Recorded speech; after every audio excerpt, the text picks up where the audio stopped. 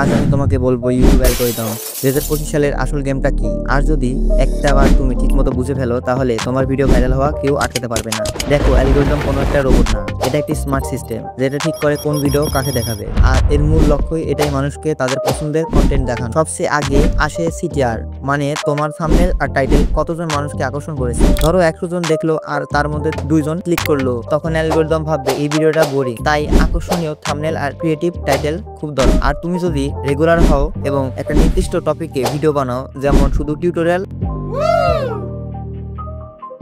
বা শুধু গেমিং বা ইউটিউব টিপস এন্ড ট্রিক, তাহলে ইউটিউব অ্যালগরিদম তোমার চ্যানেলকে একটা নির্দিষ্ট ক্যাটাগরিতে ফিট করিয়ে ফেলবে। এতে তোমার ভিডিও ঠিকমতো অডিয়েন্সের কাছে পৌঁছে যাবে। তাই বন্ধুরা, যদি তোমরা চাও তোমার ভিডিও ইউটিউব অ্যালগরিদমের নজরে আসুক, তাহলে সিটিআর এবং ওয়াচ টাইম, এঙ্গেজমেন্ট আর কনসিস্টেন্সি খুবই জরুরি। এই 4টা বিষয়ে ভালোভাবে কাজ করো। আর হ্যাঁ, যদি ভিডিওটা তোমার কাছে একটু হলেও উপকারে আসে তাহলে একটি লাইক এবং কমেন্ট করো, এবং এমন ভিডিও পেতে আমার চ্যানেলটি সাবস্ক্রাইব করতে ভুলবে না। আর তুমি কন্টেন্ট ক্রিয়েটর হলে তোমার ভয়েস ক্লিন হতে হবে, আর তুমি ক্লিন ভয়েসের জন্য এই ভিডিওটি দেখতে পারো। এই ভিডিওতে আমি বিস্তারিত দেখিয়েছি কিভাবে তোমার ভয়েসটি প্রফেশনাল লেভেলে নিয়ে যাবে। চলো ওই ভিডিওতে দেখা হবে। ধন্যবাদ।